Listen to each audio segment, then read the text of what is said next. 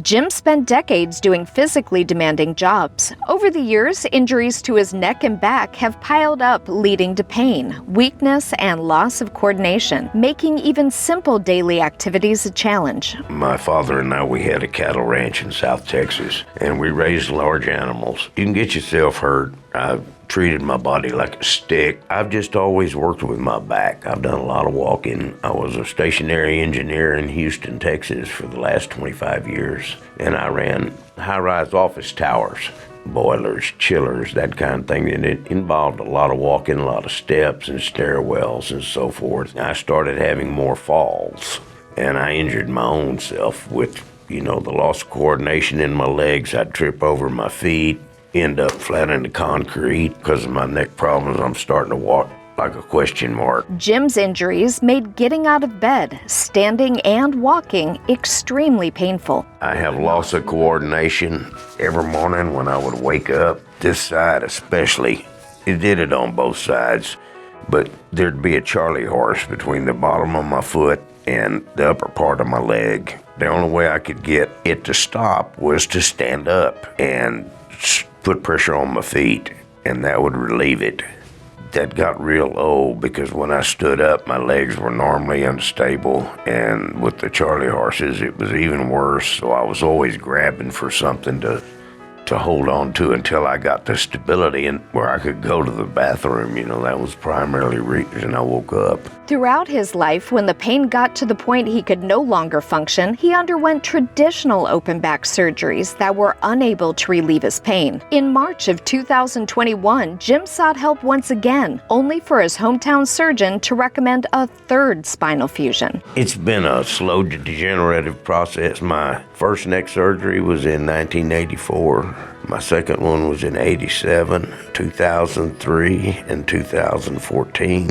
I've had 2 lumbar surgeries prior to coming here, and that was in 2013 and 2014.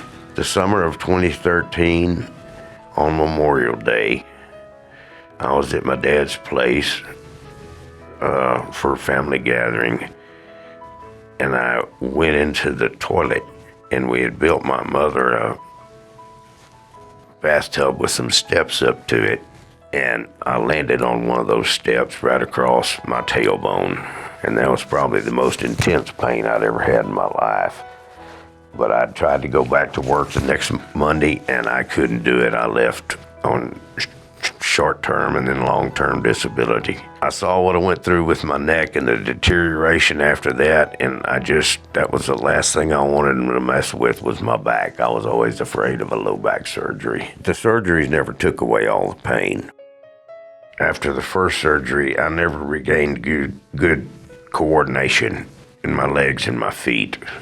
I went to who was supposed to be the top-notch spine doctor in Corpus Christi, and well, very bluntly, he said, "I'm not, and there's not anybody qualified in South Texas to work on you, Mr. Buck." So I asked him, "And what do you think it would take?" And he told me, "I think it would take putting steel rods into my back." And I'm 70 years old, and I thought about that for a little while, and I just said, "No, thank you, sir." Jim knows firsthand over half of spinal fusions fail after 2 years, and not wanting to endure the agonizing recovery again, he contacted the Bonati Spine Institute after seeing the American Medicine Today show on Newsmax TV. I'm a news junkie, so I'm on Newsmax and things like that all the time. And I saw him and his program, and it made sense to me. And plus I could do it outpatient, which means I didn't have to stay in a hospital. I called one day and I talked to Katanya. She said, "Get us some of those x-rays and the MRI that I had done and send them to him," which I did. Dr. Bonati called me himself. What really impressed me is on the phone call, he told me what problems I was having. Good morning, Mr. Buck. I'm reviewing your MRI, and you have problems associated with several levels. You have a spinal stenosis, and this is creating problems on the 1, 2, 2, 3. You have some damage on 3, 4 on the vertebra, 4, 5, and 5S1. All these areas are going to create major discomfort. The main problem on 2, 3 will be affecting your groin and giving some weakness on your leg. The 3, 4 will give you some weakness on your knee. The 4, 5 will be pain on your hip and on the side of your leg and the side of your calf. And the 5th one will be giving you pain on your gluteal area and on the back of your leg, all the way down to your foot. After that call with Dr. Bonati, Jim felt his prayers were answered, so he got in the car for a 17-hour drive to Hudson, Florida for an in-person evaluation.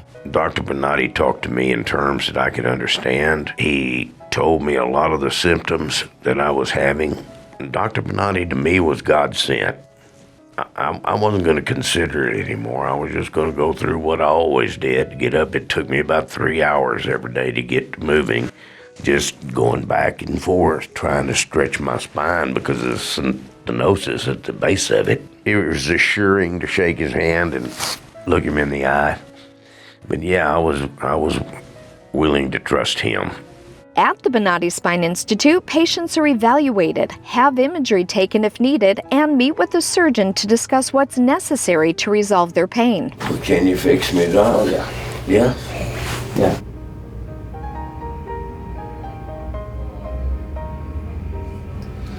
Get you walking again.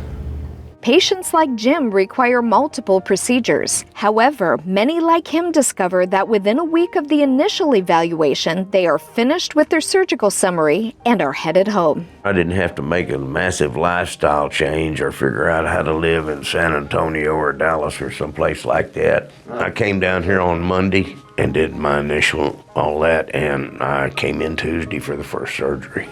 Then one Wednesday, then one Thursday. And they let me take Friday off, and my final one this morning.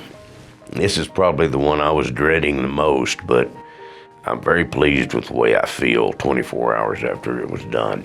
The targeted Bonati spine procedures use conscious IV sedation, allowing the surgical guest to remain awake and communicate with the surgeon. This way, the patient knows exactly when the pain that brought them in is eliminated. I don't remember feeling any pain. I remember Dr. Bonati, I guess, I don't know who asked me if I could feel this.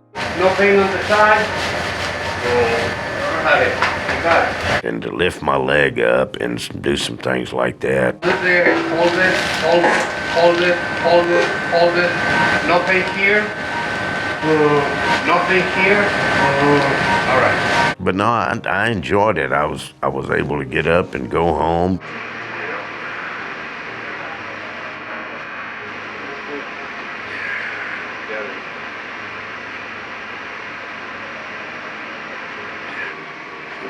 Like that in a while.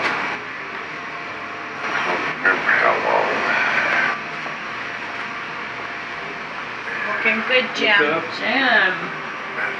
Jim. Just one day after his last procedure, Jim is already noticing a difference. He is able to get out of a chair, walk without his cane, and cross his legs. I noticed today that I could sit and I could cross my legs. I haven't been able to cross my legs like that for a long time. I can stand up without a cane. I can go to the bathroom without fear of falling because I don't have these crazy cramps in my legs. But they feel pretty good. You know, I can do this without any trouble. I can move my toes, try to crimp my toes, and they don't go into a clamp.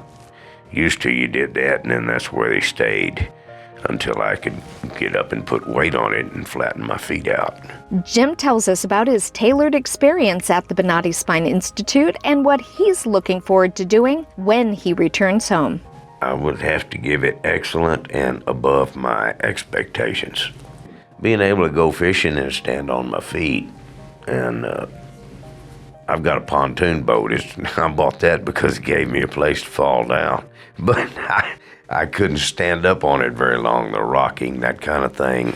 No, I'm looking forward to going fishing again, to be able to take a walk without fear of falling down. Maybe bend over and pick up my little grandbaby one time, you know, that kind of thing.